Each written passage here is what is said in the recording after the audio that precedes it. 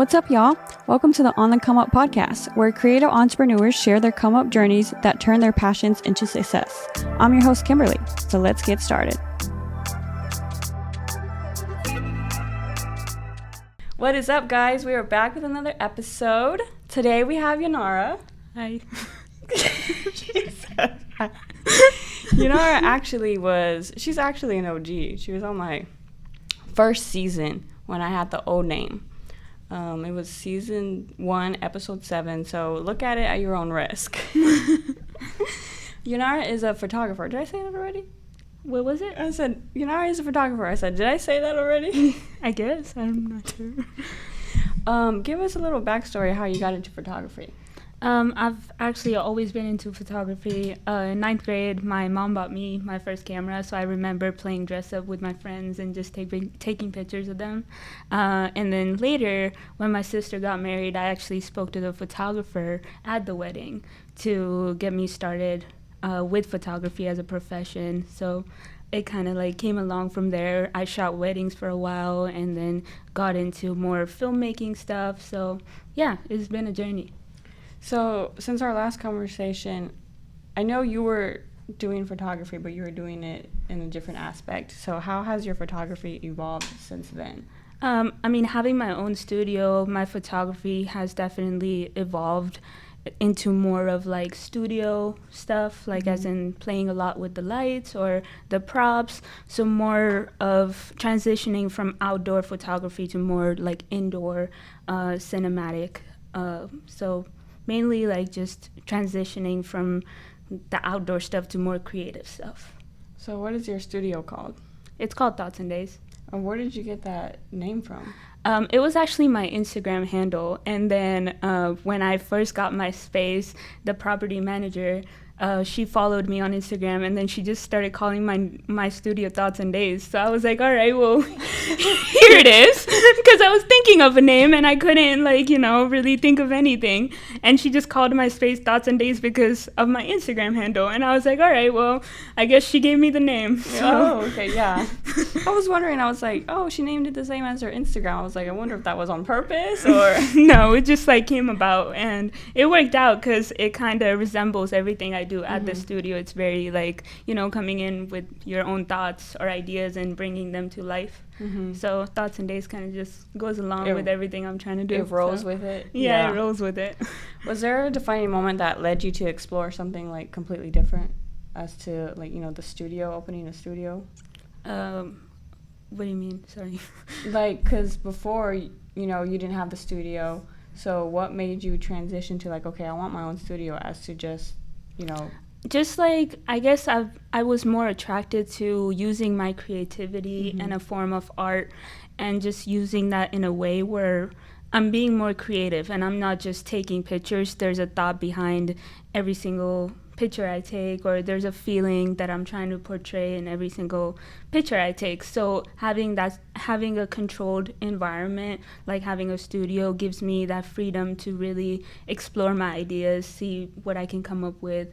So just that transition happened, and then I just dived into a creative world of my own brain, I guess.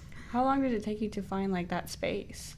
I actually found it online, and when I got there, I realized it was in a historical landmark, and it's around so many different creatives, and just finding that space itself led me to meet a lot of creatives in the community. Finding the space wasn't that difficult. I just literally found it online, but I don't know what I was saying, to be very honest. But, okay, so you had to design it inside, right? Yeah. Did you build it? I know it was already designed, but you had to make it your own. Yeah. So how was that?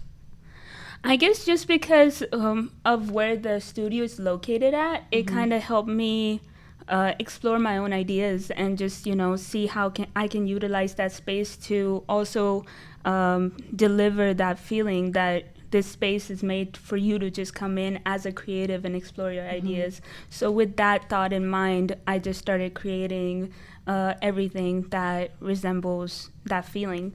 So that's why I have like clouds in my studio. It's very welcoming looking, very homey, because I wanted other creatives to come in with a thought of, okay, I can be myself here. It's very homey and I can explore my own ideas. Just kind of like what my thought was when I walked in. What was the biggest challenge in stepping into something new? What was it? I guess I think the easiest part is just starting for me, because I'm a risk taker, so I love like just taking risk. So starting something new was very easy for me, but I guess the biggest challenge was really, locking in and, creating that discipline to believe in something and nurturing it into existence, essentially. How long has the studio been open? It's been almost a year and couple months. Oh wow! So where do you like want to go like with it? Well, I started off just as a photography studio. I had other creatives come in and we did events, and the idea behind the studio was just that we're sharing ideas and we're creating. So creating at the studio was like the main point. And then I'm now transitioning into more of marketing and branding stuff. So my goal from here is to help other businesses and other creatives just, bring their ideas to life.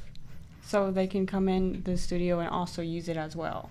Yeah, there's creatives that can come into the studio. They can rent it. They can book a session.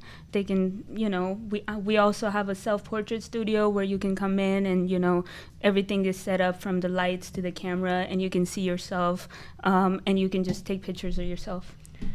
Do you feel like you reinvented yourself, or is it just another layer to your creativity? I would say discovering what you really want is kind of reinventing yourself, because you're diving deep to see really who you truly are and what you want to, what do you want to curate into the world. So I would say probably just reinventing myself. Reinventing, I love that. Reinventing yourself. Like, that's cute though. Yeah. Myself and, just, showcasing that out in the world in a form of a business. What advice would you give to creatives who feel stuck in one lane?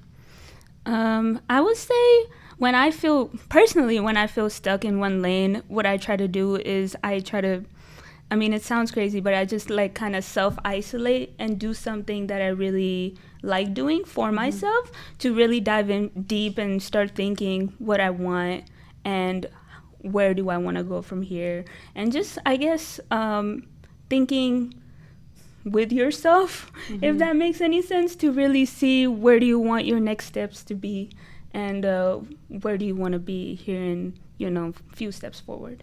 Like literally like being in your own thoughts. Yeah, exactly. In terms of, yeah. Just have thoughts and days, essentially, Take some days and think about some stuff. That's funny. So tell us where your studio is located. It's in Dallas, Texas. It's close to Oak Cliff, and it's inside Oak Cliff Assembly, right by, a hub of a lot of creatives that come in and create in general. Was it hard, like, building everything inside? I would say it was definitely a process. It wasn't that difficult. I had it in a certain way, and then I didn't like it, and then I changed everything around. So, it was definitely a process, but it was not difficult. It was just like diving into it, an adventure. But so you kind of already like had the idea, so you kind of already knew what you wanted. Right. Yeah, and then I just took the process from there. And sometimes, even in the middle of a process, you don't know what you really want, but you just gotta like keep going and shift change until you're satisfied. So you said you changed it recently? Yeah, I actually rebranded my studio. It used to look way different before. It looks similar now, but with the same themes and everything like that, but I just wanted it to look more clean and, aesthetically pleasing. So are you the only one that's like, you're the founder of the Thoughts a Day Studios, right? So you're the only one Yeah, and You're a one-man show, basically. pretty much. But I do have, a co-manager. Her name's Erin, so she's been kind of working alongside with me. So that helps a little bit. Where when I get stuck on doing something, she kind of jumps in and she helps me out, and she's been great. So y'all just both pop off each other's ideas. Exactly. Was there a moment in time where you had to make sacrifices to pursue your passion? Yeah, I would say definitely. A lot of it was just, I guess, really utilizing your own time. You have a lot of freedom when you're working on your own business. And sometimes it's very easy to just get yourself busy with other things that don't really matter.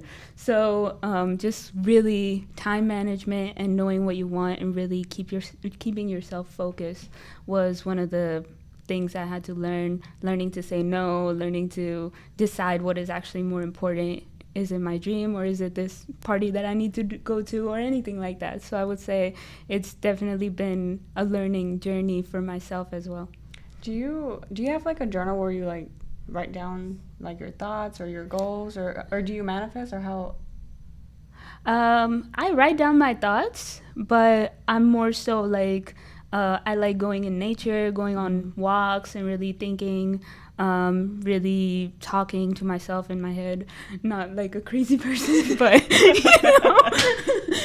just kind of talking to myself in my head and knowing what I really want. But really walking in nature or just spending time alone really helps me get my thoughts clear, and really helps me really see what I truly want. So I don't know what else to say. I would say like mental clarity.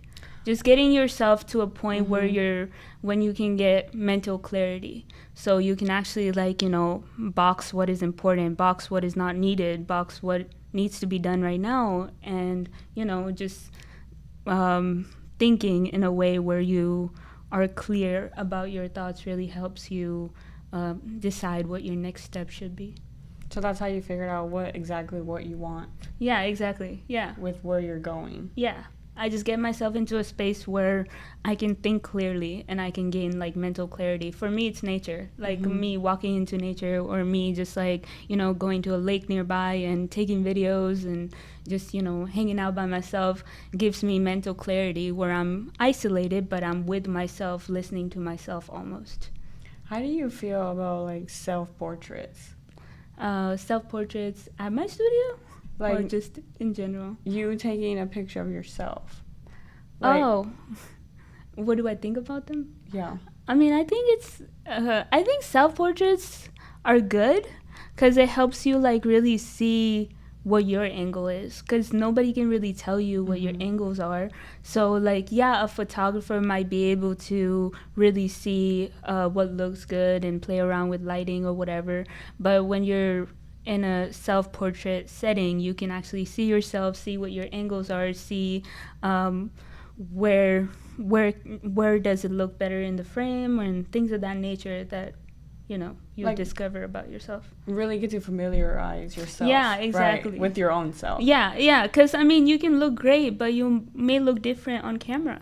You can look great in person, but you may look different on camera. So having that self-portrait setup and having to really take pictures of yourself allows you to see how can you become camera friendly, because I don't think everybody just wakes up camera friendly. So just having self-portrait sessions in general allows you to become camera friendly.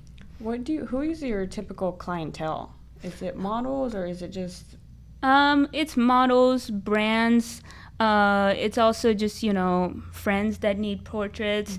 I'm more into the creative side and the cinematic side of the field, so I enjoy taking album covers or something that really allows creativity and using creativity to almost visually send a message to the audience. So you like your images to tell a story in a Exactly. sense. Yeah. Okay, so that's what you go for. That's your niche. Yeah, that's my niche. Do take your camera everywhere you go? Not necessarily, but I think my iPhone camera does good too. Yeah. I'm very protective over my camera, so I don't like take my camera everywhere. Uh-huh. But yeah, I enjoy like just using my phone to take pictures and videos. So. Like, all your out of your friend group, people know that you're a photographer. Or do they always like expect you to be like, oh, she takes the picture, let her take the picture? Yeah, that's annoying sometimes. Not gonna lie, that gets annoying sometimes, but it's fun. It's fun because, you know, if I'm in a very awkward setting, I can be like, oh, let me take your pictures, and I feel like I'm involved without having to do any sort of small talk. And everybody's like trying to talk to me because I'm taking everybody's pictures. So it's a good like icebreaker whenever I'm like at a party or anywhere. You just take out your phone, take a picture. Yeah, I'm like, oh, like give me a light. All right, let me take care of this. So it just like, it's a cool icebreaker because I'm not a very small talk person to begin with. Mm-hmm. So it helps me like not be awkward. What do you think your favorite part about photography is? Telling a story. Like telling a story. I've always been like a very artistic person and a very like, I enjoyed painting and drawing growing up. So I really wanted to translate that into something. So photography for me was never just a hobby I picked up. It was more about translating my creativity into something visually appealing. I love that. That sounds so like beautiful, like the way you say it. That's why I said I can talk more. You can ask me the same questions. Yeah, that sounds so pretty, the way you say it. But because for like you, I said this already, but when you're looking at an image, you're looking at the overall image. And then the person that's, you know, if you took a picture of that person, they're looking at them. Right. How they look in it, but you're looking at the overall. Yeah, and I also really enjoy like when I'm working with models. In general, I just like working with models to work with models. So sometimes I would work with models depending on the idea and depending on who they are as a person. Because when I am taking pictures, I want to almost show a part of them through my photography, if that makes any sense. Like I want them to be able to express themselves in a way that is not very everyday thing. So it could be through, you know, a concept, it could be through lighting, it could be through like anything. So just really using my art in a way where people can feel comfortable expressing themselves visually in different ways. Whether it's by like their outfit or the makeup or the lighting. Yeah, I love that. Those are always fun and interesting. Yeah. To look at even and to probably, you know, take pictures to be there. It's always just so cool to me. And I always wonder like, how do you come up with the idea, like the concept? A lot of my ideas, they just like be coming on top of my head, but a lot of them are also just inspirations that I look up and then I'm able to make them better. So really like either using the ideas that are already out there and personalizing them, or just, you know, ideas that come up on top of my head. Yeah, that's cool, because I'm always stumped. Like I never know, like being on the outside looking in, you know, I'll never know. It's like, dang, I want to take pictures, but I don't have any ideas, you know, like I don't have any concepts to come up with. So it's like yesterday, me and my you know, co-manager, we were hanging out, and I thought of black gloves for some reason. And I was like, oh, it'd be really cool to like just put black gloves on and I don't know, go to the studio and set up lighting in a way where it almost looks like mysterious and you know. So things of that nature. It's usually very random, and then I look up that idea, and for the most part, somebody has already done it. So it helps, like, you know, even elevate the thought. Right. Yeah, that's so cool. So we're going to play a little this or that photography edition. Film or digital? Film. Film. Do you have a film camera? I mean, I use my camera for everything. So not necessarily a film camera. But you just prefer film? Yeah. Is it because of the aesthetic look? Yeah, aesthetic look. I know when... Like when you look at a picture, you're looking at something different because you took the picture, and then if you took like a picture of me, I'm looking at me, right? And you're looking at the aesthetic of the picture. Black and white or color? Depends, but color. Color. Flash or natural light? Natural light, 100%. So your studio is based more natural light? Yeah, there's Or- like so many windows alongside the Uh-huh. studio, so there's a lot more natural light, which allows me to just, take pictures without having to use anything external. But we do have a lot of external lights at the studio. But you prefer natural. Yeah. And Canon or Sony? Sony. Is that It what used to be Canon, but now it's Sony. Wait, why'd you switch? Well, my partner, she put me on a Sony, and I was so rigid on, Canon, and I only wanted to use Canon. And we were in the middle of the event, and she just gave me, Sony, and I started shooting with it, and I was like, oh shoot, I should switch. So it just kind of happened out of nowhere, and then I've been on Sony ever since. Oh, really? So Yeah. you kind of had to like, it was in front of you, so that's when you're like, okay, yep, this one. Yeah, this is the one. Well, thank you, Inara, for coming in and sharing your journey again. You're actually the first person to come back that wasn't on a bonus episode. So if I had like 2 guests come back, but they're on bonus episodes, so you're like the first person that's came back for another interview. Oh, wow. Because like you shift, like you're still doing the same thing, but you're shifted your whole dynamic. Yeah. So it was nice to like catch up and hear from it's been like a year and a half Maybe more than that. since. But yeah, almost 2 years. Yeah, since we last talked about your journey. So thank you so much. Yeah, thank you. We've all changed, I got a studio. She got her own thoughts and days. I changed the name, because last time you came, I had the old name and I did a whole rebrand. We just, to rebranding. This is to rebranding. Reinventing yourself. To reinventing yourself, rebranding. You guys, it takes a lot of thought process, but, you always need that one push and then you're there, So, to rebranding. YouTube fam, don't forget to subscribe, you could find On the Come Up podcast on Apple Podcasts and Spotify. We'll see you guys in 2 weeks.